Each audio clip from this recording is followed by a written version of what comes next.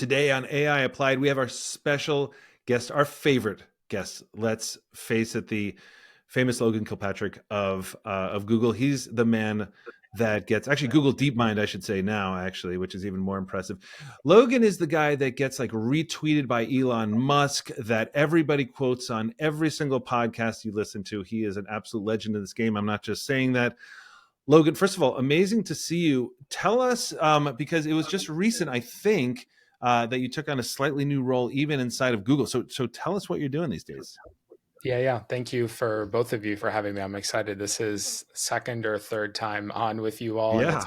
it's always a pleasure to talk. And we need to do something live, as this is a reminder that we need to True. physically get together in 100%. person and do an event or some content. But yeah, our team recently moved over to Google DeepMind. And really, it's a continuation of the same story that we've been sort of pushing on for the last year now, which is accelerating the research to production timeline inside of Google. And this move to DeepMind sort of brings us, like, I now sit like directly next to the teams that are focused on like the research, and it's a lot of fun. And we had a deep collaboration before, and now there's like a lot more excuses to spend time together and all that stuff. So I'm super excited. Okay, Logan, I got to ask you, because I think probably a lot of people are asking the same question. And I don't know if it's just an optics thing. I feel like at the beginning of sort of this AI boom, I remember hearing Google get a lot of criticism. People were saying, who likes, OpenAI had to wake up a sleeping giant. They're so slow. When are they going to respond?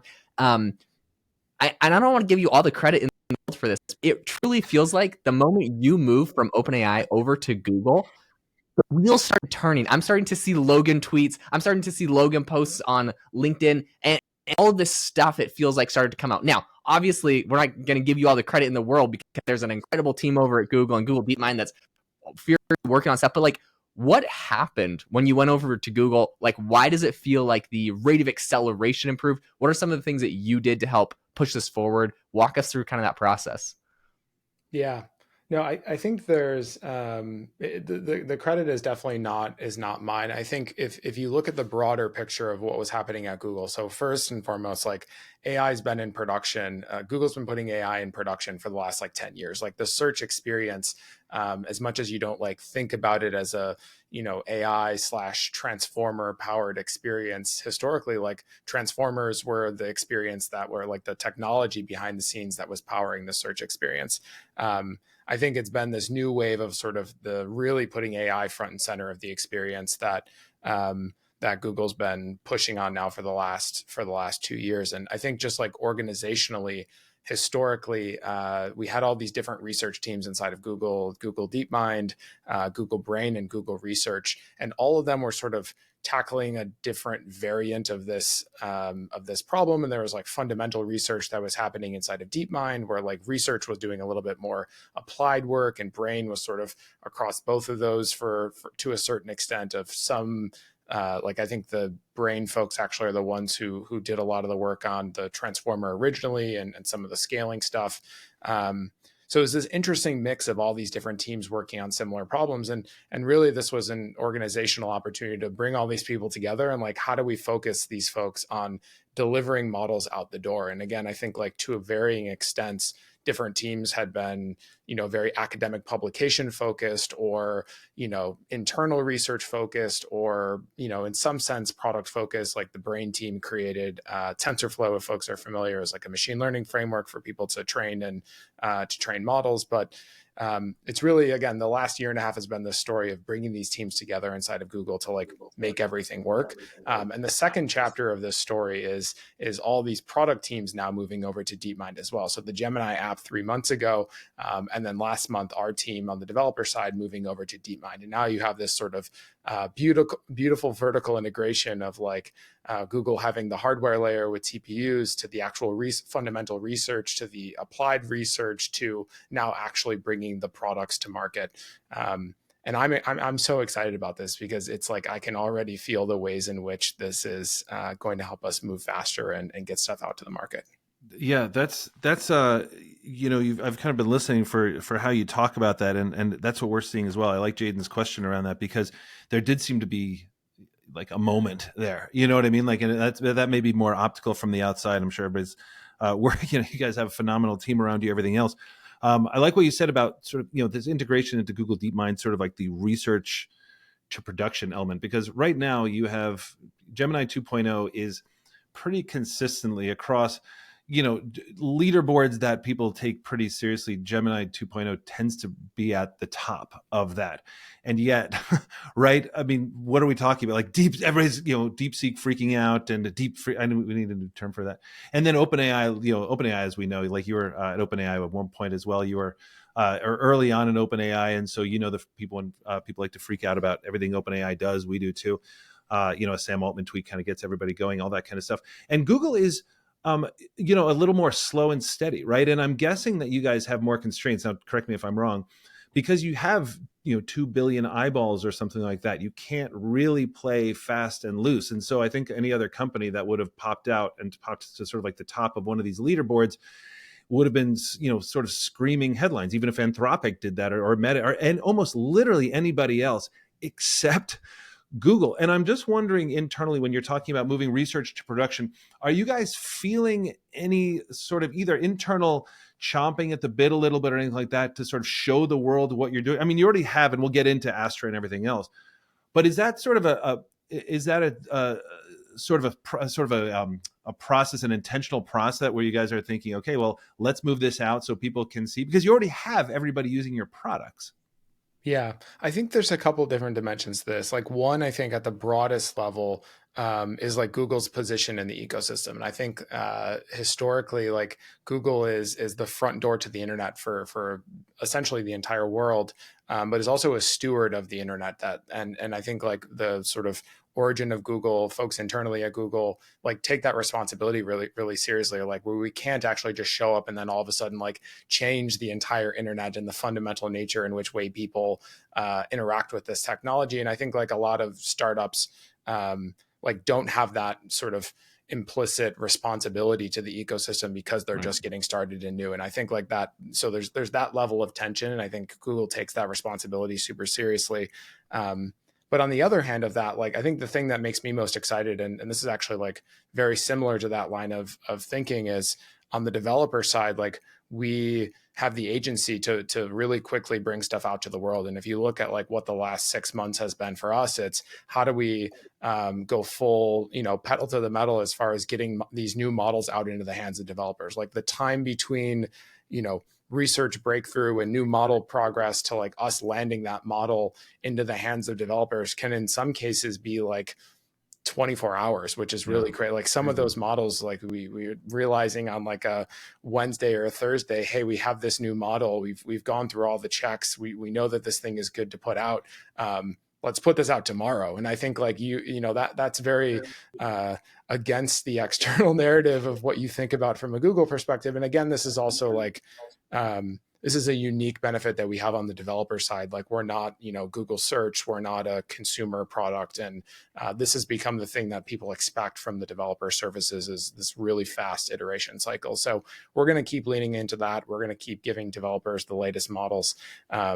And I think there's like other parts of Google that are going to continue to do what they do, which is innovate responsibly and make sure that they're doing the job of the stewardship that I think the world actually, as much as people like to, poke fun at Google, I think the world also wants Google to do that work of being a responsible steward of the internet.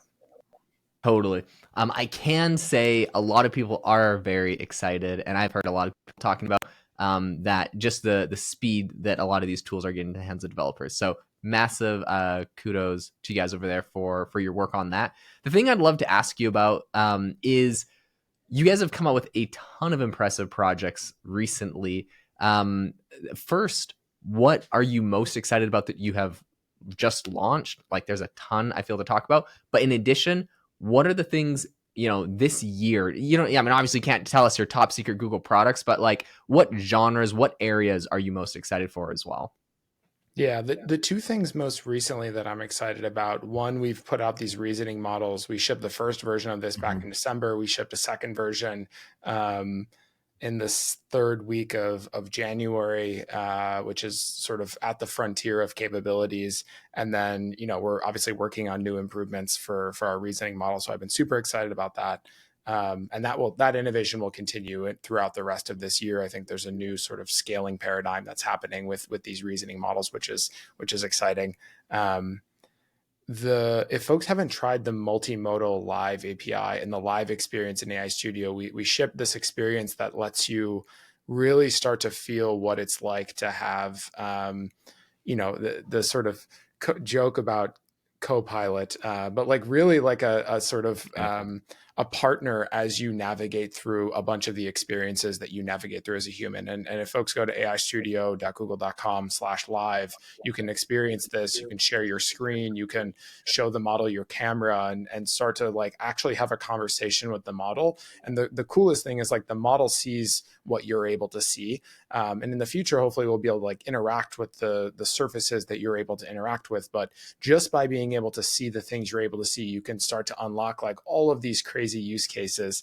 Like a couple of great ones that I've been seeing folks tinkering around with, like you're in your developer IDE, you're in Cursor, you're in VS Code, and you want to have, you want to do pair programming. You can literally click a button and then all of a sudden there's an AI that's just there, can see exactly what you're able to see. You can talk to it, you can ask it questions. And it's not chat. Like I think the chat experience is useful, but is like a very much like this AI 1.0 UX. And I think this AI co-presence is like the AI 2.0 UX. And you can imagine this thing, is going to be present in your browser or your operating system, or, pick your favorite application. And really is this, the exciting thing is it's this democratization of being able to use this technology. I can think about like, my mom, bless her heart, like learned to code later in life, and like within the last few years has learned to code. And like, I was fortunate enough to be there in some of the early years when she was learning how to code when I was living in California and closer to my family. But she now has access to a pair programmer who's like 24 hours a day. Doesn't matter if I have time or not. Like there's something there to help her get through that. And like, there's so many people in the world who are in the position where they don't have someone to help them do the thing that they actually want to do. And I'm incredibly excited about people building that application. So that's another thing that I'm really excited about for the rest of this year. Like we have a bunch of technology to build to make that a great experience still. But I think even the early demos have been blowing people's mind. Yeah. So, as you know, like this is what we sort of obsess about a little bit, which is how do you actually change behavior from one side to the other. And so my team was all working today on this, and we just had a giant Google Doc going, and it was, it was a manual over a thing that we're doing or whatever, but it was like 129 pages. And we were kind of control Fing, two of us, me and my colleague Andrea, and then, Robert, who's amazing with this stuff. He's like, "What are you doing?" And he just clicks on Gemini, and he just literally asks Gemini what's happening in this 120-page document and everything. And that's 101. Okay, I mean, like that is like literally the most basic thing. I go out to companies. This is what I talk about all day long. And so even me, I'm just so used to that. The pinky and the middle, like the control F, all that sort of stuff. It's muscle memory, and to have Gemini now built into all these things is already great. But you're right, it's still sort of doing kind of like having a chat bot next to you. The thing that I was testing out, essentially what looks like eyeballs and what, when it can see your screen. When you think about people actually adopting to this technology, is it that kind of user interface? Is it sort of more of the thing where somebody will just be there and be able, not somebody, or something will be able to actually see what you see instead of having to jump this chasm of, well, let me explain what's happening and see if I can explain? Or how do you guys sort of see that over at Google?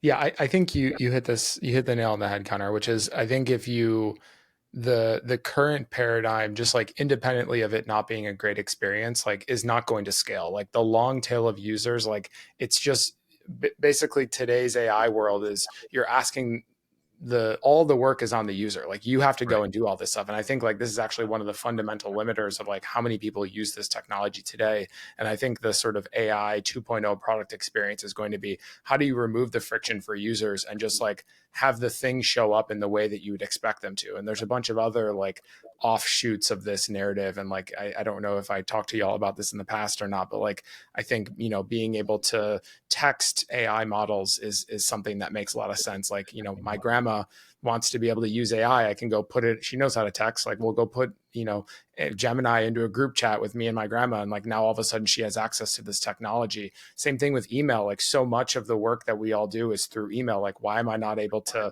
asynchronously email, you know, my sort of AI agent or AI assistant and have it go and do some work for me? And then like, I don't need a response back right now. Like email me back in 30 minutes when I check my email again. Like that's totally fine with me. So all of these, user experience product paradigms, I think are going to be, as the technology has evolved over the last 2 years, like I think they're going to come to life in a way that gets me excited and gets us away from this like chatbot that starts from a zero state and has no memory or context of who I am and what I care about. And then I have to sort of give it all that context.